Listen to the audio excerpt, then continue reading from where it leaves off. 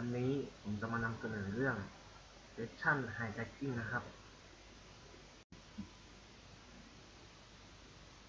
ก่อนอื่นเรามาทำความรู้จักกับ Session กันก่อนนะครับ Session หรือ Web Session คือตัวแปรคล้ายคุกกี้เป็นสิ่งที่ไคลเอนต์สร้างขึ้นมาเมื่อเปิดเว็บเบราว์เซอร์และติดต่อมายังเว็บเซิร์ฟเวอร์ผ่านทาง URL ของเว็บไซต์เมื่อไคลเอนต์ทำการปิดโปรแกรมเว็บเบราว์เซอร์เซสชั่นก็จะถูกทำลายหรือปิดลงข้อมูลที่เก็บในตัวแปรเซสชั่นจะถูกบันทึกเป็นไฟล์เซสชั่นเช่นเดียวกับไฟล์คุกกี้แต่เซสชั่นจะเก็บไฟล์ไว้ที่ฝั่งเซิร์ฟเวอร์ความแตกต่างของคุกกี้กับเซสชั่นคืออายุของตัวแปรอายุของคุกกี้ถูกกำหนดด้วยเวลาส่วนอายุของเซสชั่นถูกกำหนดด้วยการทำงานของเบราว์เซอร์ถึงแม้ไฟล์เซสชั่นจะถูกเก็บทางฝั่งเซิร์ฟเวอร์เพียงแห่งเดียว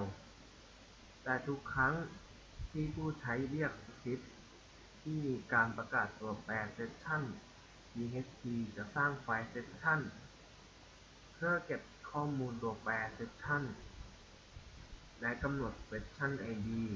ขึ้นมาสำหรับผู้ใช้แต่ละคน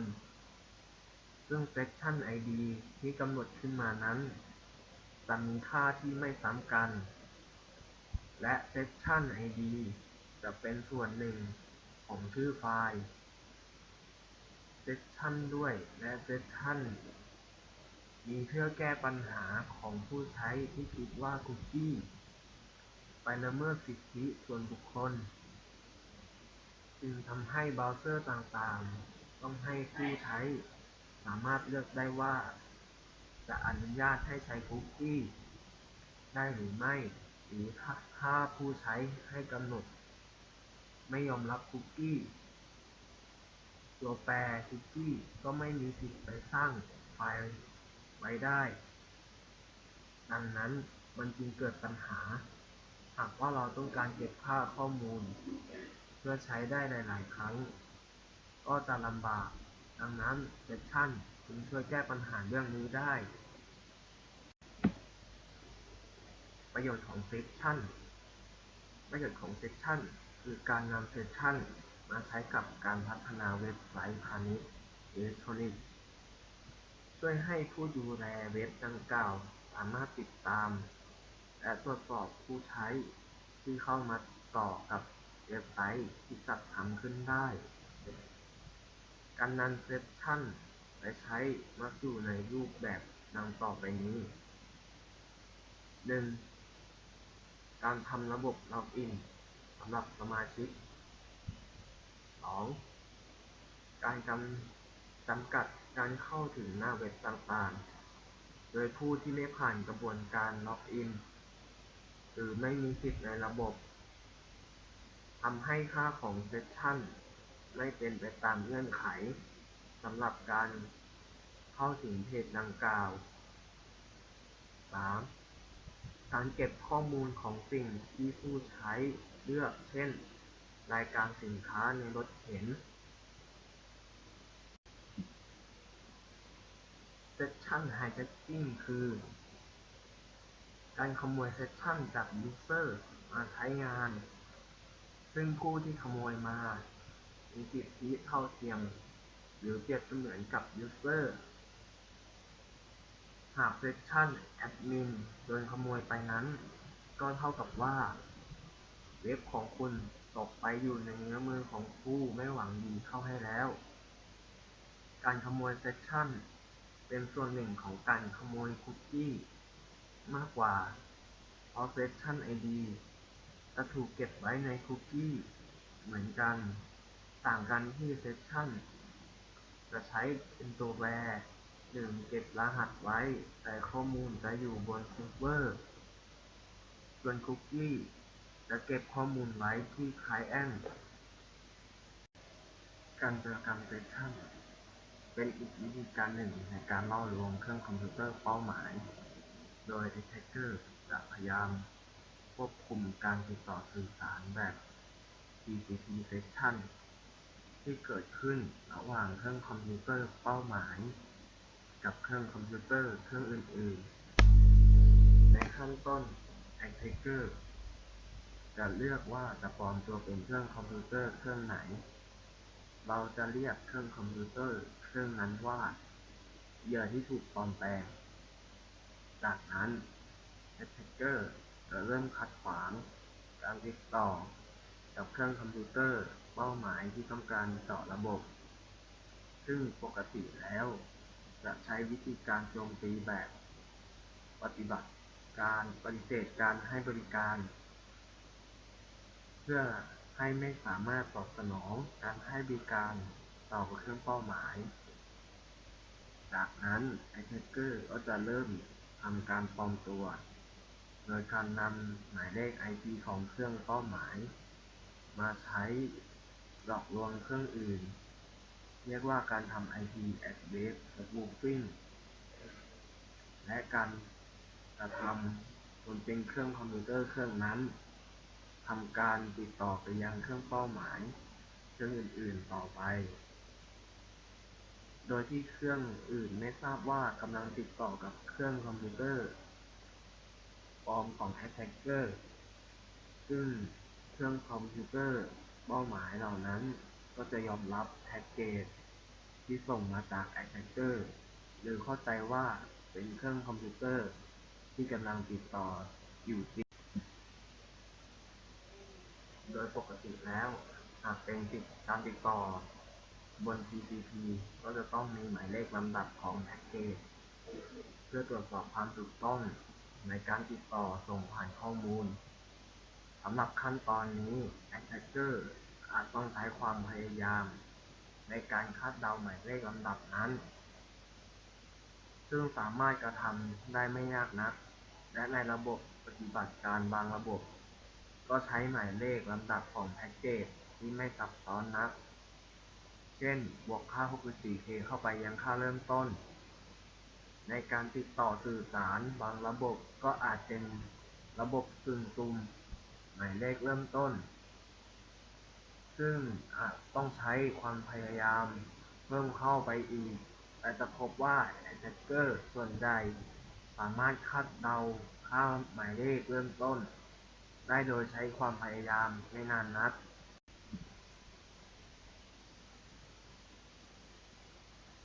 อย่างไรก็ตามการทำเซสชั่นไฮแจ็คกิ้งก็ไม่ใช่หนทางที่ดีที่สุดในการเจาะระบบยกตัวอย่างเช่นหากเครื่องเป้าหมายส่งสัญญาณตอบรับกลับไปยังเครื่องเหยื่อที่ถูกปลอมหมายเลข IP ก็จะทำการ Attacker ไม่ได้รับแพ็กเกจนั้นเพราะถูกส่งไปยังเครื่องเหยื่อโดยตรงและเมื่อเหยื่อได้รับแพ็กเกจจากเครื่องเป้าหมายแล้วผลที่เกิดขึ้นคือเครื่องเหยื่อที่ถูกปลอมแปลงจะทราบว่าไม่ได้มีการติดต่อกับเครื่องเป้าหมายมาก่อนหน้านั้นและจะทำให้การส่งสัญญาณรีเซ็ตไปยังเครื่องเป้าหมายซึ่งก็เป็นการจบการติดต่อระหว่างเครื่องเหยื่อที่ถูกปลอมแปลงกับเครื่องคอมพิวเตอร์เป้าหมายทำให้ Attacker ไม่สามารถแอบแฝงเพื่อต่อระบบได้อีกจึงเห็นได้ในที่นี้ว่า Session Hijacker ไม่เหมาะที่จะใช้เจาะระบบการติดต่อสื่อสารที่ใช้ระยะเวลานานเพราะเป็นการติดต่อสื่อสารในลักษณะทางเดียวดังนั้นในการทำ Session Hijacking วิธีที่ Attacker มักกระทำเมื่อเริ่มเจาะระบบได้คือการพยายามส่ง Attack Package เพียงแพ็กเกจเดียวไปยังเครื่องคอมพิวเตอร์เป้าหมายโดยแพ็กเกจที่ส่งเข้าไปนั้นจะไปก่อให้เกิดประโยชน์ต่างๆในการเจาะระบบแก่ Attacker และอาจถึงขนาดที่จะเข้าควบคุมเครื่องคอมพิวเตอร์เป้าหมายได้ในที่การทำเซสชั่นไฮแจ็คกิ้งอีกลักษณะหนึ่งคือการแฝงตัวอยู่ระหว่างการติดต่อสื่อสารระหว่างเครื่องเหยื่อที่ถูกปลอมแปลงกับเครื่องคอมพิวเตอร์เป้าหมายและคอยเฝ้าตรวจหรือสังเกตคุณสมบัติในการติดต่อสื่อสารก็อาจทำให้แฮกเกอร์สามารถคาดเดาหมายเลขลำดับการติดต่อสื่อสารได้ของทั้งสองเครื่องซึ่งท้ายที่สุดแล้วแฮกเกอร์ก็สามารถที่จะนำไปใช้ในการล่มระบบ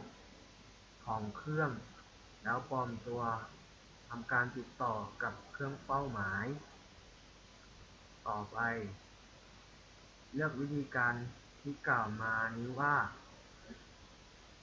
Relay Session Hijacking การกระทำหลังการเจาะระบบได้แล้วเมื่อแฮกเกอร์เข้าสู่เครื่องคอมพิวเตอร์เป้าหมายได้แล้ว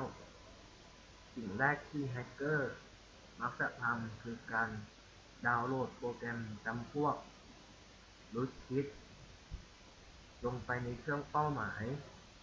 ซึ่งก็คือกลุ่มโปรแกรมเพื่อตอบสนองการแฮ็กในภายหลังโดยสามารถดาวน์โหลดได้จากเว็บไซต์ส่วนบุคคลจากเครื่องคอมพิวเตอร์เครื่องอื่นหรือจากเว็บไซต์สาธารณะทั่วไปโดยมักจะใช้โปรโตคอล TFTP ซึ่งมีขั้นตอนที่ง่ายกว่า FTP เพราะไม่จำเป็นต้องใช้ Username หรือรหัสผ่านในการติดต่อผ่านโปรโตคอลนี้นั่นก็คือเหตุผลที่ผู้ดูแลระบบรักษาความปลอดภัยขององค์กรควรจะบล็อกไม่ให้เครื่องคอมพิวเตอร์ในระบบเครือข่ายภายในรับไฟล์จากเครื่องคอมพิวเตอร์ภายนอกผ่านโปรโตคอล TFTP การลบไฟล์ล็อกสำหรับการตรวจสอบ Audit Log ในระบบปฏิบัติการและโปรแกรมแอปพลิเคชันส่วนใหญ่จะมีการเก็บ Audit Log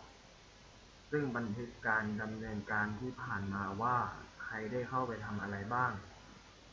ซึ่งโดยปกติแล้วแฮกเกอร์ก็จะพยายามลบ Audit Log เพื่อปกปิดร่องรอยของสร้างไฟล์ควบคุมระบบ Backdoor ลำดับต่อมาแฮกเกอร์ก็จะสร้างไฟล์จำพวก Backdoor ซึ่งเป็นชุดคำสั่งที่อนุญาตให้แฮกเกอร์สามารถเข้าควบคุมการดำเนินการต่างๆในเครื่องคอมพิวเตอร์เครื่องนั้นได้ภายหลังแม้ว่าช่องโหว่ต่างๆที่ถูกเจาะระบบไว้จะได้รับการแก้ไขแล้วก็ตามซึ่งสามารถแบ่งลักษณะการกระทำได้เป็นสองกรณีใหญ่ๆคือ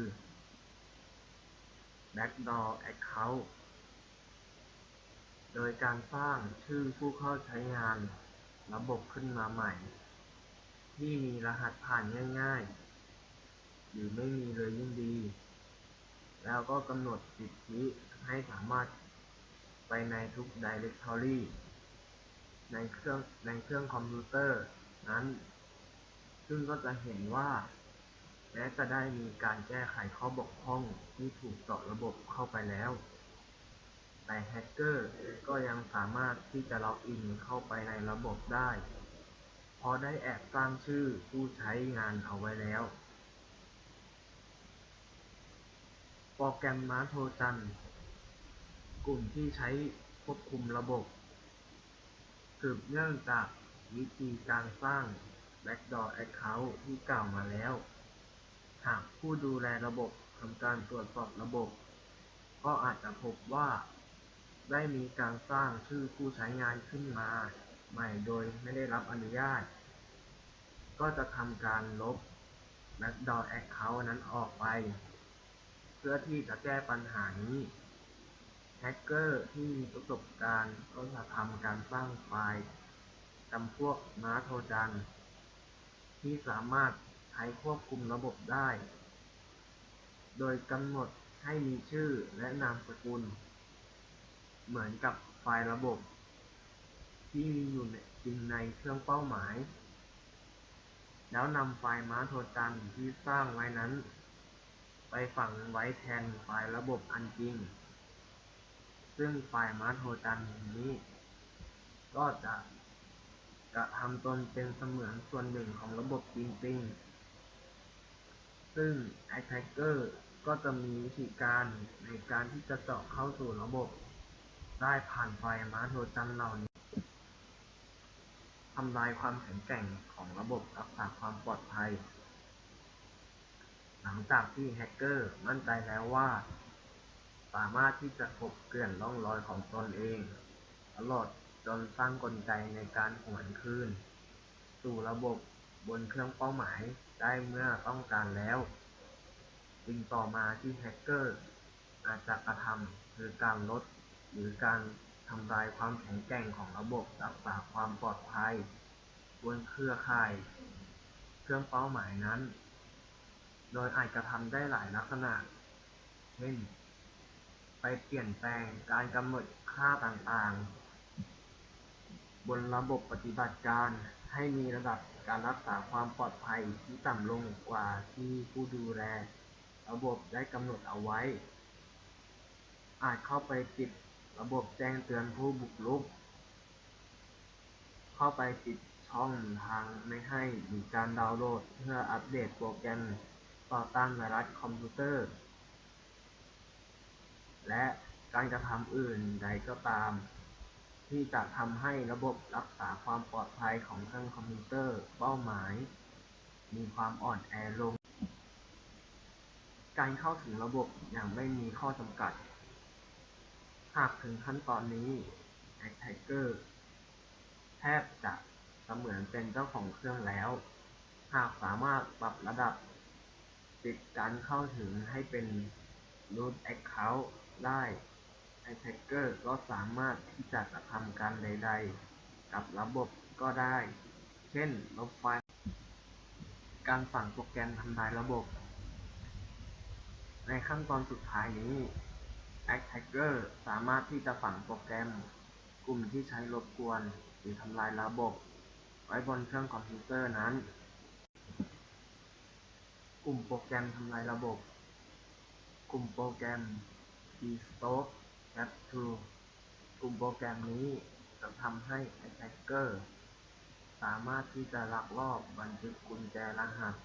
ตลอดจนข้อมูลสำคัญต่างๆไว้ได้และสามารถที่จะกำหนดให้มีการส่งข้อมูลเหล่านั้น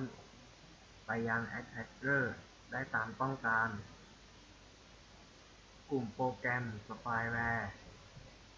เปรียบได้กับโทรศัพท์ประจำบ้านที่คอยส่งข้อมูลต่างๆของเครื่องที่ตกเป็นเหยื่อมายังเครื่องคอมพิวเตอร์ของ Attacker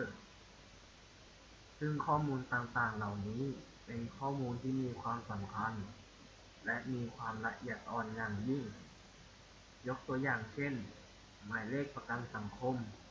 รหัสผ่านและกลุ่มโปรแกรม Remote Administration Trojan โปรแกรมกลุ่มนี้จะสนับสนุน Attacker ให้สามารถควบคุมเครื่องคอมพิวเตอร์ที่ตกเป็นเหยื่อให้ทำอะไรก็ได้จากที่ Attacker อยู่เช่นการส่งอีเมลออกไปจากเครื่องการสั่งทรานสเฟอร์ข้อมูลต่างๆผ่าน FTP IRC Instant Messaging หรือแม้แต่การกลั่นแกล้งเจ้าของเครื่องที่ตกเป็นเหยื่อเช่นสั่งเปิดปิดซีดีเป็นต้นตัวอย่างของโปรแกรมกลุ่มนี้เช่น Backoffice NetBug Bug7 เป็นต้นซึ่งสามารถพบได้ทั่วไปทั้งบน Client PC และเครื่องแนบข่ายทั่วไปผ่านระบบอินเทอร์เน็ตกลุ่มโปรแกรมเพื่อการโจมตีระบบ Attacker อาจทำการดาวน์โหลดโปรแกรมจำพวกนี้ไว้บนเครื่องคอมพิวเตอร์ที่ตกเป็นเหยื่อแล้วใช้คอมพิวเตอร์ที่ตกเป็นเหยื่อเครื่องนั้นไปทำลายระบบบนเครื่องคอมพิวเตอร์เครื่องอื่นๆต่อไปอาจเพื่ออำพรางตนเองเพื่อปกป้องกันตนเองจากการพิสูจน์หลักฐานทางคอมพิวเตอร์วิธีการป้องกัน Session Hijacking เราสามารถป้องกันได้โดยเพิ่มตัวแปรหนึ่งไว้ในเซสชันเพื่อตรวจสอบว่าจากที่เดียวกันโดยทั่วไปนิยมใช้ user agent ซึ่งค่าที่จะแตกต่างกันตามเบราว์เซอร์รวมถึงเวอร์ชันด้วยและ OS ทั้งนี้ผู้ไม่หวังดีอาจจะใช้เบราว์เซอร์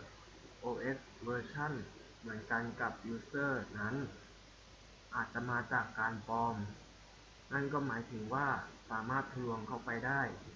เราต้องป้องกันอีกชั้นหนึ่งโดยการตรวจสอบพาสเวิร์ดจาก user ในหน้าที่มีการแก้ไขข้อมูลสำคัญอย่างเช่นโปรไฟล์ Account มาชมวิดีโอสาธิตการทำ Session Hijacking Okay, this is a quick demo of the cookie catcher application that I've been working on and just recently published to GitHub and releasing it out in the wild. So I wanted to show you visually how this works and what's going on and what advantages there are to using cookie catcher. So here's the GitHub repository, which you're more than welcome to pull from or download from or contribute or whatever you want to do. So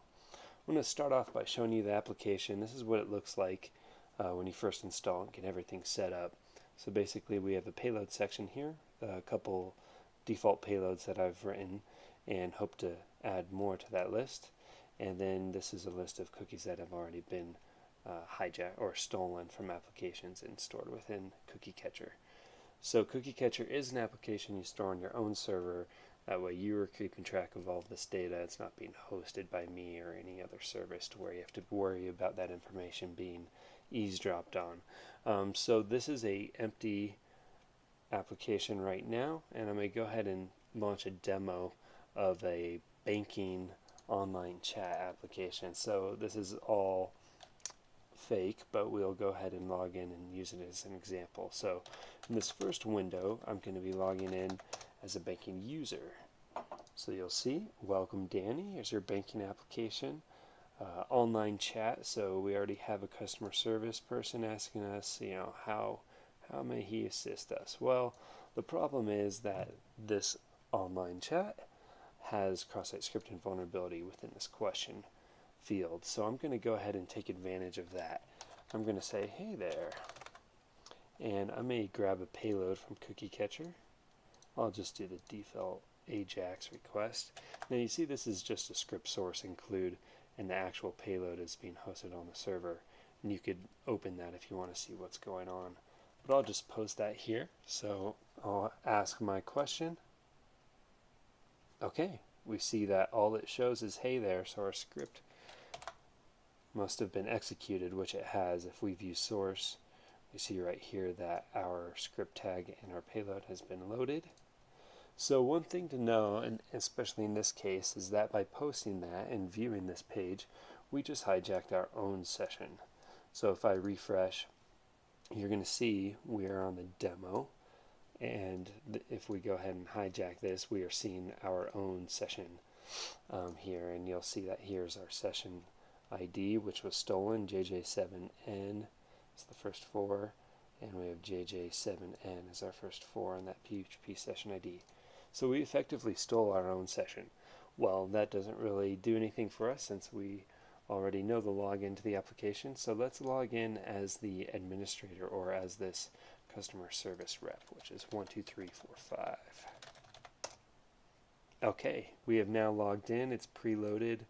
the conversation, how may I assist you, and hello there. If you look, we do have our payload being loaded. So we just stole the admin's session cookie. So let's look at cookie catcher, and we'll go back, and you'll see we now have the admin.php. And if we hijack that cookie, we'll see a little, this is displaying the response we got back in an iframe. So this isn't going to be interactive, but you could see a quick screenshot of what is responded from this request. So we know that this session has been stolen. We are logged in as customer service rep 12345. And again, we'll look at their PHP session ID 08IQ 08IQ.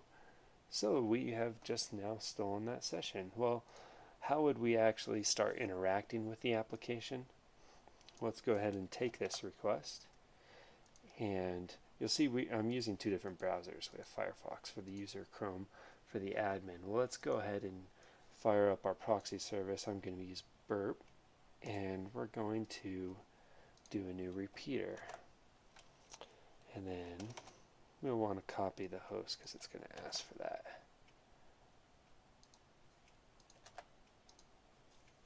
.480. Okay, we got a response from the server. Welcome service rep 12345. So we got a valid response. Now this is the great thing about burp. Right click, request in browser, or show response in browser. That works too. We'll copy that. Now in Firefox, where we were originally logged in as a user, I'll even just delete that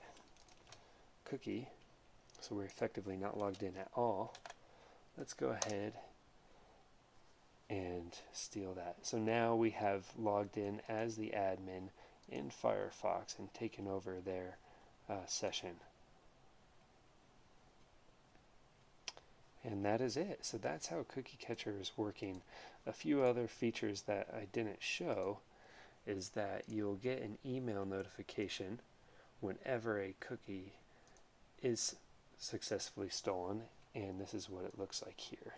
So it's just that cookie's been received from, here's the PHP session ID, click here, and it just opens up a link to your instance of the Cookie Catcher application. Another thing that goes on is when these sessions are stored within Cookie Catcher application, there's a cron job running every 3 minutes that's going to refresh these cookies or attempt to send them back to the server and basically just mitigate any kind of session inactivity timeout that would occur from a user stepping away from the computer.